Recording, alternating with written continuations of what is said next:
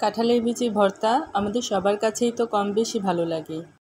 আজ আমি কাঁঠালের বিচির ভর্তার একদম নতুন একটা পদ্ধতি আপনাদের সাথে শেয়ার করব। এভাবে যদি আপনি একবার কাঁঠালের বিচি ভর্তা করে খান, তাহলে দেখবেন অন্য কোনোভাবে কাঁঠালের বিচি ভর্তা করলে আপনার কাছে আর ভালো লাগবে না। আসসালামু আলাইকুম প্রিয় দর্শক, আজকে আমি আপনাদের সাথে কাঁঠালের বিচি ভর্তার একদম নতুন একটা রেসিপি আপনাদের সাথে শেয়ার করব। আর কাঁঠালের বিচির এই ভর্তাটি তৈরির জন্যে আমি কিছু কাঁঠালের বিচি প্রথমে ভেজে নিচ্ছি। চুলার আঁচ লো টু মিডিয়ামে রেখে কাঁঠালের বিচিগুলো আমি প্রথমে ভেজে নিচ্ছি।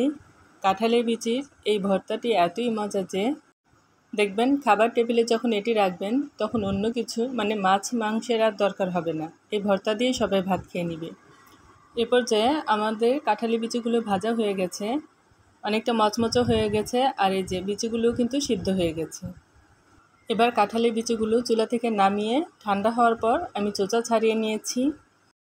এবার চুলায় একটি প্যান বসিয়ে সরিষার তেল গরম করে আমি চিংড়ি মাছ সামান্য একটু লবণ আর সামান্য একটু হলুদ গুঁড়ো দিয়ে ভেজে নিচ্ছি। এবার এই চিংড়ি মাছগুলো নেড়ে চেড়ে লালচে করে ভেজে নিব। এই পর্যায়ে আমাদের চিংড়ি মাছগুলো ভাজা হয়ে গেছে, এগুলোকে তুলে নিচ্ছি। আর ওই একই প্যানে দিয়ে দিচ্ছি শুকনো মরিচ। আমি এখানে 8 থেকে 10টি শুকনো মরিচ নিয়েছি। তারপর মরিচগুলো নেড়ে চেড়ে একটু ভেজে নিব। যখন মরিচের গায়ে কালো স্পট পড়া শুরু করবে তখন দিয়ে দিব আমি কাঁচা মরিচ।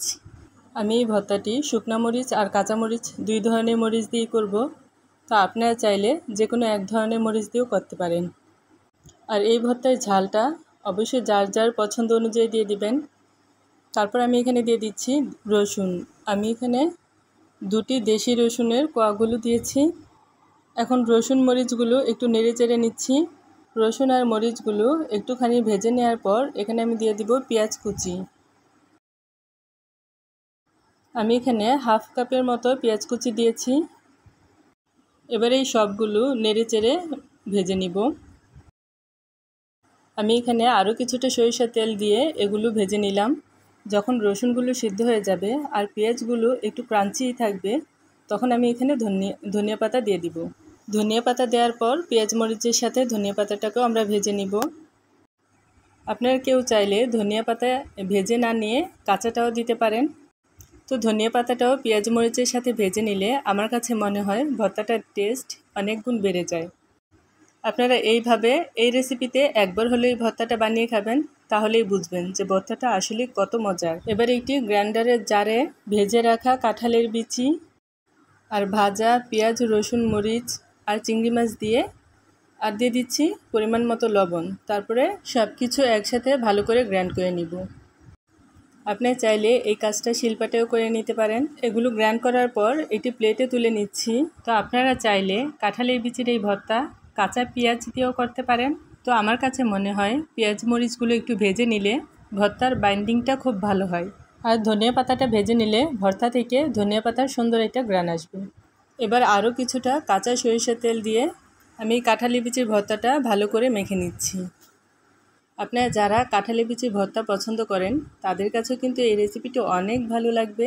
আর যারা পছন্দ করেন না তারাও কিন্তু এই ভর্তাটি চেয়ে চেয়ে বারবার নিয়ে খাবে। সবার শেষে একটু সরিষার তেল দিয়ে ভর্তাটা মাখিয়ে নিলে এই ভর্তা থেকে সরিষার তেলের একটা ঝাঁঝালো ফ্লেভার আসে, যার কারণে ভর্তাটা খেতে আরও বেশি ভালো লাগে। যারা নতুন রাঁধুনি তারা এই রেসিপিতে একবার হলেও এই কাঁঠালের বিচির ভর্তাটি করে দেখবেন সবাই আপনার এই ভর্তার অনেক প্রশংসা করবে। কাঁঠালের বিচির এই ভর্তাটি দিয়ে কিন্তু 1 প্লেট ভাত নিমেষেই খেয়ে ফেলা যাবে।